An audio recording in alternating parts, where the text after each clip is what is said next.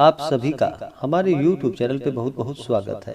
आइए सुनते हैं सोमवार व्रत की कथा। सोमवार का दिन भगवान भोलेनाथ को अति प्रिय है। जो भी सच्ची श्रद्धा के साथ नियम और निष्ठा के साथ सोमवार का व्रत करते हैं, सोमवार के दिन भगवान भोलेनाथ का पूजन करते हैं, भगवान भोलेनाथ उनकी सभी इच्छाओं को पूर्ण करते हैं। तो आइए सुनते हैं सोमवार व्रत की कथा। तो बोलिए प्रेम से भगवान भोलेनाथ की जय, माता पार्वती की जय। बहुत समय पहले की बात है कि एक नगर में एक बहुत ही धनी व्यापारी रहता था। दूर दूर तक उसका व्यापार फैला हुआ था।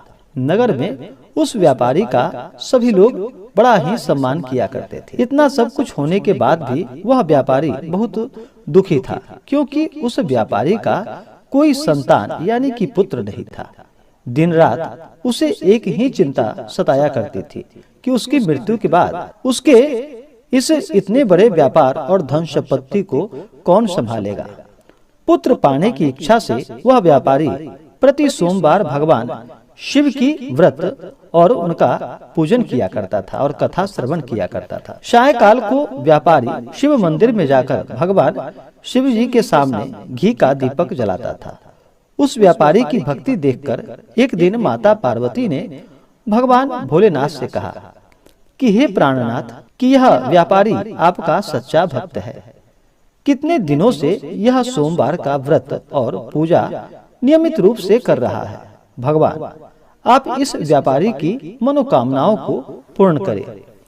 तो भगवान शिव ने मुस्कुराते हुए कहा कि हे पार्वती, इस संसार में सबको उसके कर्म के अनुसार फल की प्राप्ति होती है। प्राणी जैसा कर्म करते हैं उन्हें वैसा ही फल प्राप्त होता है। इसके बावजूद माता पार्वती जी नहीं मानी और उन्होंने आग्रह करते हुए कहा कि हे प्राणनाथ, आपको इस व्यापारी की इच्छा पूरी करनी ही पड़ेगी। यह आपका अनन्य भक्त है। प्रति सोमवार आपका विधिवत व्रत रखता है और पूजा अर्चना के बाद आपको भोग लगाकर एक समय भोजन ग्रहण करता है। आपको इसे पुत्र प्राप्ति का वरदान देना ही होगा। माता पार्वती का इतना आग्रह देखकर भगवान शिव ने कहा कि तुम्हारे आग्रह पर मैं इस व्यापारी को पुत्र प्राप्ति का वरदान देता हूँ, लेकिन इसका पुत्र 16 वर्ष से अधिक जीवित नहीं रहेगा। उसी रात भगवान शिव ने उस व्यापारी को स्वप्न में दर्शन देकर उसे पुत्र प्राप्ति का वरदान दे दिया और उसके पुत्र के 16 वर्ष तक जीवित रहने की बात भी बताई। भगवान के वरदान से व्यापारी को खुशी तो बहुत हुई, लेकिन पुत्र की अल्प आयु की चिंता ने उस खुशी को समाप्त कर दिया। व्यापारी पहले की तरह सोमवार का विधिवत व्रत करता रहा। कुछ महीने पश्चात उसके घर अति सुंदर उसका पुत्र उत्पन्न हुआ। पुत्र जन्म से व्यापारी के घर में खुशियां भर गई। बहुत धूमधाम से पुत्र जन्म का समारोह मनाया गया। व्यापारी को पुत्र जन्म की अधिक खुशी नहीं हुई, क्योंकि उसे पुत्र की अल्प आयु के रहस्य का पता चल गया था। यह रहस्य घर में किसी को भी मालूम न था। जब पुत्र 12 वर्ष का हुआ तो शिक्षा के लिए उसे वाराणसी भेजने का निश्चय हुआ। व्यापारी ने पुत्र के मामा को बुलाया और कहा कि पुत्र को शिक्षा प्राप्त करने के लिए वाराणसी छोड़ आओ। लड़का अपने मामा के साथ शिक्षा प्राप्त करने के लिए चला गया। रास्ते में जहाँ भी मामा और भांजा रात्रि विश्राम के लिए ठहरते, वहीं यज्ञ करते और ब्राह्मणों को भोजन कराते थे। लंबी यात्रा के बाद मामा और भांजा एक नगर में पहुंचे। उस नगर के राजा की कन्या के विवाह की खुशी में पूरे नगर को सजाया गया था। निश्चित समय पर बारात आ गई, लेकिन वर का पिता अपने बेटे के एक आंख से काने होने के कारण बहुत चिंतित था। उसे इस बात का भय सता रहा था कि राजा को इस बात का पता चलने पर कहीं वह विवाह से इनकार न कर दे, इससे उसका अपमान होगा। वर के पिता ने लड़के को देखा तो उसके मस्तिष्क में एक विचार उत्पन्न हुआ। उसने सोचा कि क्यों न मैं इस लड़के को दूल्हा बनाकर राजकुमारी से विवाह करवा दूं। विवाह के बाद इसको धन देकर विदा कर दूंगा और राजकुमारी को अपने नगर में ले जाऊंगा। वर के पिता ने इसी संबंध में मामा से बात की। मामा ने धन मिलने के लालच में वर के पिता की बात स्वीकार कर ली। लड़के को दूल्हे के वस्त्र पहनाकर राजकुमारी से विवाह करा दिया गया। राजा ने बहुत सारा धन देकर राजकुमारी को विदा किया।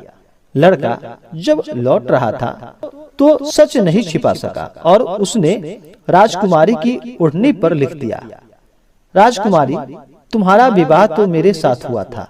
मैं तो वाराणसी में शिक्षा प्राप्त करने जा रहा हूँ। अब तुम्हें इस नवयुवक की पत्नी बनना पड़ेगा। वह कान्हा है। जब राजकुमारी ने अपनी ओढ़नी पर लिखा हुआ पढ़ा तो उसने काने लड़के के साथ जाने से इनकार कर दिया। राजा ने सब बातें जानकर राजकुमारी को महल में रख लिया। उधर लड़का अपने मामे के साथ वाराणसी पहुंच गया। गुरुकुल में पढ़ना शुरू कर दिया।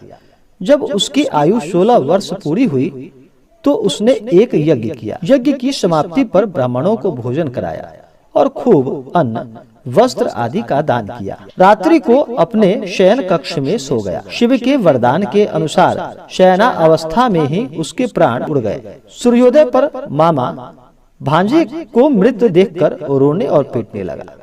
आसपास के लोग भी एकत्र होकर दुख प्रकट करने लगे।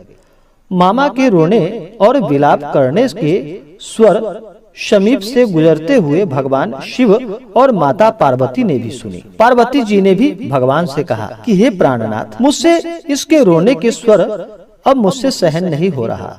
आप इस व्यक्ति के कष्ट अवश्य दूर कर दें। भगवान शिव ने पार्वती जी के साथ अदृश्य रूप में समीप जाकर देखा तो पार्वती जी बोली कि हे पार्वती, यह तो उसी व्यापारी का पुत्र है। मैंने इसे 16 वर्ष की आयु का वरदान ही दिया था। इसकी आयु तो पूरी हो चुकी है। पार्वती जी ने फिर भगवान शिव से निवेदन किया कि हे प्राणनाथ, आप इस लड़के को जीवित करें, नहीं तो इसके माता पिता पुत्र की मृत्यु के कारण रो रो कर अपने प्राणों को भी त्याग देंगे। इस लड़के का पिता तो आपका परम भक्त है, वर्षों से सोमवार का व्रत करते हुए आपको भोग लगा रहा है। पार्वती के आग्रह पर भगवान शिव ने लड़के को जीवित होने का वरदान दे दिया और कुछ ही पल में वह जीवित होकर उठ बैठा। शिक्षा समाप्त करके लड़का अपने मामा के साथ अपने नगर की ओर चल दिया। दोनों चलते हुए उसी नगर में पहुँचे जहाँ उसका विवाह संपन्न हुआ था। उस नगर में भी यज्ञ का आयोजन किया। समीप से गुजरते हुए नगर के राजा ने यज्ञ का आयोजन देखा। राजा ने उसको तुरंत पहचान लिया। यज्ञ समाप्त होने पर राजा मामा भांजा को महल में ले गया और कुछ ही दिन उन्हें महल में रखकर बहुत सा धन देकर, वस्त्र देकर राजकुमारी के साथ विदा किया। रास्ते में सुरक्षा के लिए राजा ने बहुत से सैनिकों को भेजा। नगर में पहुंचते ही एक दूत को घर भेजकर अपने आगमन की सूचना भेजी। अपने बेटे को जीवित वापस लौटने की सूचना से व्यापारी बहुत प्रसन्न हुआ। भूखे प्यासे रहकर व्यापारी और उसकी पत्नी बेटे की प्रतीक्षा कर रहे थे। उन्होंने प्रतिज्ञा कर रखी थी कि यदि उन्हें अपने बेटे की मृत्यु का समाचार मिला तो दोनों अपने प्राणों को त्याग देंगे। व्यापारी अपनी पत्नी और मित्रों के साथ नगर के द्वार पहुंचा। अपने बेटे के विवाह का समाचार सुनकर पुत्रवधू राजकुमारी को देखकर उसकी खुशी का ठिकाना न रहा। उसी रात भगवान शिव ने व्यापारी के स्वप्न में आकर कहा कि हे श्रेष्ठी, मैंने तेरे सोमवार के व्रत करने और व्रत कथा सुनने से प्रसन्न होकर तेरे पुत्र को लंबी आयु प्रदान की है। व्यापारी बहुत प्रसन्न हुआ।